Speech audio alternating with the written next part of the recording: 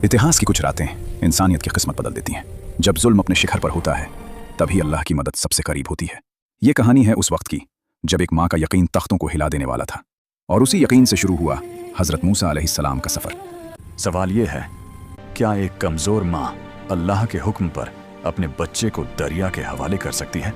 और क्या वही बच्चा एक दिन दुनिया के सबसे ताकतवर बादशाह के तख्त को हिला देगा? ये है हज़रत मूसा अलैहिस्सलाम का वाक़या, ईमान, सब्र और हक़ की सबसे महान दास्तान। हज़रत मूसा अलैहिस्सलाम अल्लाह के ज़लीलुल क़द्र नबी। उनकी ज़िंदगी कुरान मजीद में सबसे ज़्यादा बयान की गई है।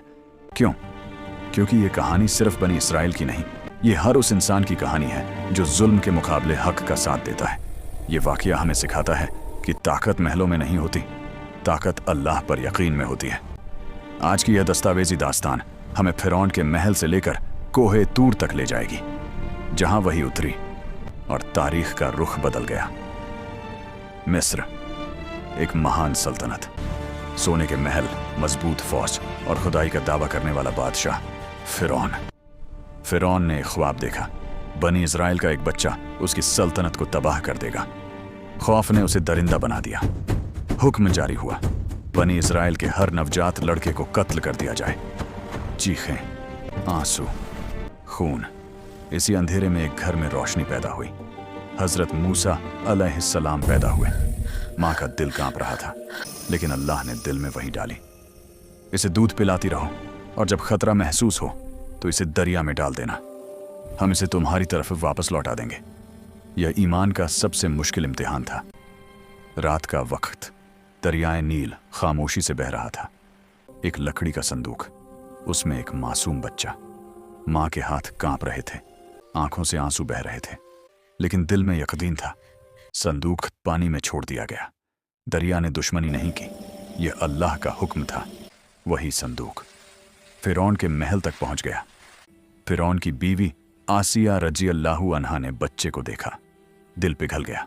कहा, यह बच्चा मेरी आंखों की ठंडक है, इसे कत्ल न करो।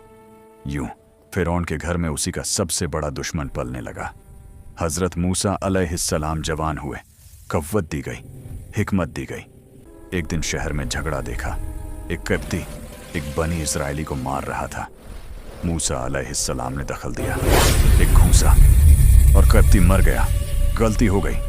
मूसा अलैहिस्सलाम ने फौरन तौबा की, लेकिन बात फैल गई।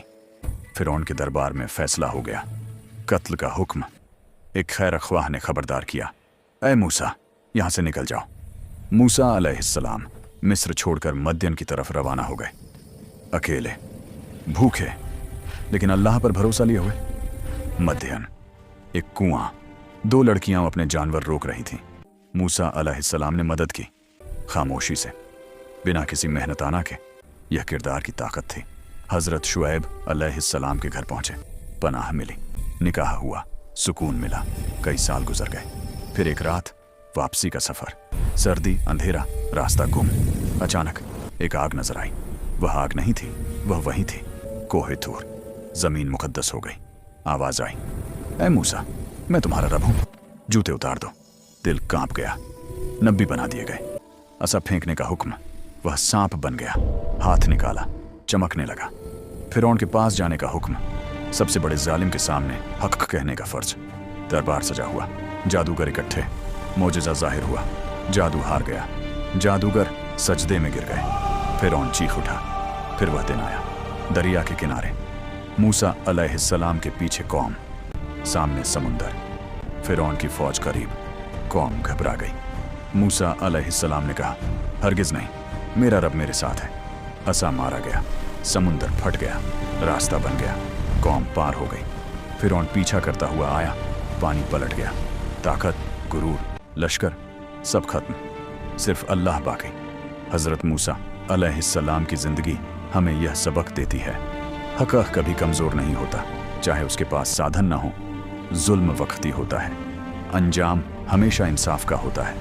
माँ का सब्र, नबी का यकीन और अल्लाह पर भरोसा, यही कामयाबी का रास्ता है। आज भी फ़िरौन जिंदा है, आज भी मूसा की ज़रूरत है। सच बोलने वाले, हक़ पर डट जाने वाले और अल्लाह पर यकीन रखने वाले, यही पैगाम है, यही दावत है।